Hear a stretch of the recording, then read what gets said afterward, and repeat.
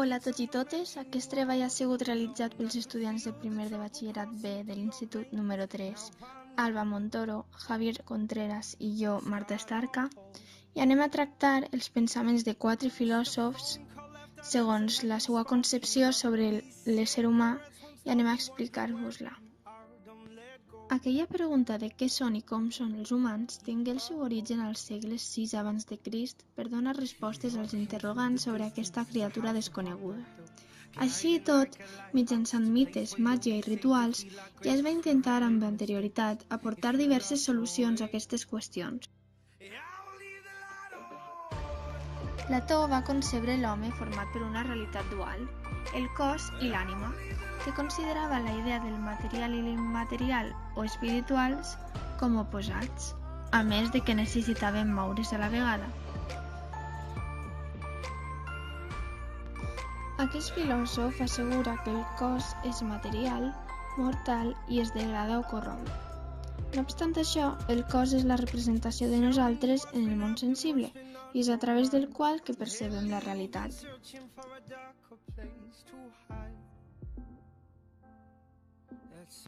D'una altra banda, l'ànima és el component immaterial i immortal de l'home. Es divideix en allò racional, que permet la funció de raonar, l'irascible, que permet protegir i defendre, i allò concupiscible, que té la funció de conservar i produir. Aquestes distincions entre ànimes portarien a una societat jerarquitzada. Aquell en el qual predomina la racionalitat és un filòsof i es troba en el punt més alt de la societat.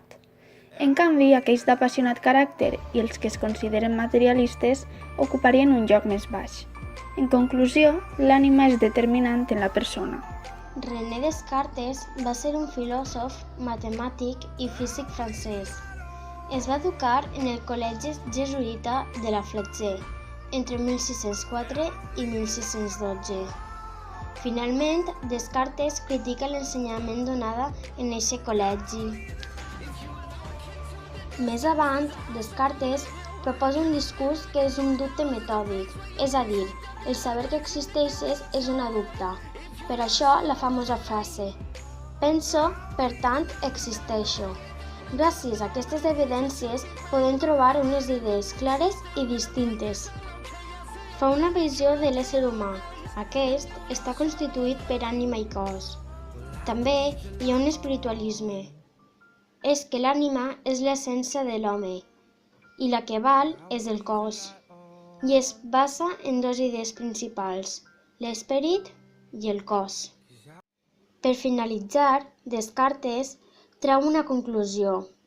Un dels més importants és el model hipotètic. A més, posa de manifest dues realitats que es necessitaven mútuament i resalta l'espiritual per damunt de la matèria. Karl Marx és un filòsof, economista, psicòleg, sociòleg, periodista, intel·lectual i militant economista. Perteneixia a una família jueva de classe mitjana. El seu pare, que era advocat, li va inculcar un idealisme des de molt menut. Marx visualitza l'home com a membre d'una societat. Per a Marx, el materialisme va ser una variant, deixant clar que la motivació principal de l'home era el guany, amb la finalitat de la liberació del determinisme econòmic. En l'alienació, el treballador, des del punt de vista capitalisme, és una mercancia. Per això el terme diferencia entre la filosofia de la natura de Demòcrit i Epicur, que és una relació del treballador amb l'objecte, i l'altra la relació del treballador amb l'acte de la producció dins del treball. Per finalitzar, Marx incideix en la seva concepció de l'ésser humà, dient que hi ha un ésser natural actiu, un ésser històric, un ésser social i un ésser pràctic. Francesa de naixement, Simone de Beauvoir fou una pensadora i novel·lista que representà el moviment existencialista ateu i fou una figura important en la reivindicació dels drets de les dones. De fet, fundà la Lliga dels Drets de la Dona. Dins de la seva obra El segon sexe, explica com la influència dels homes ha condicionat les actuacions de les dones. De fet, la seva frase «la dona no naix, sinó que es fa» assenyala a una societat masclista que impedeix la independència de les dones. Simone expressa en diverses ocasions el seu rebuig tant a la família com a l'embaràs, inclús a les dones que no lluitaven contra l'home, però sobretot a l'home opressor. En les seves paraules, afirma que l'home és el causant de l'esclavització de la dona, que queda reduïda a la condició de serventa. Com a conclusió, Simone aposta pel treball com a forma d'alliberació de l'home i com a la búsqueda de la pròpia identitat en una època en la qual tot era imposat. Això no obstant, es mostrà conscient de que aquest repte no seria immediat, sinó que es tardarien generacions en aconseguir la igualtat plena.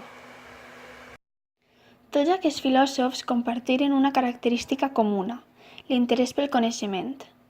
Pas a pas durant la història han anat formant-se concepcions sobre l'ésser humà cada vegada més reals i creïbles i que de certa forma han anat complementant-se entre elles.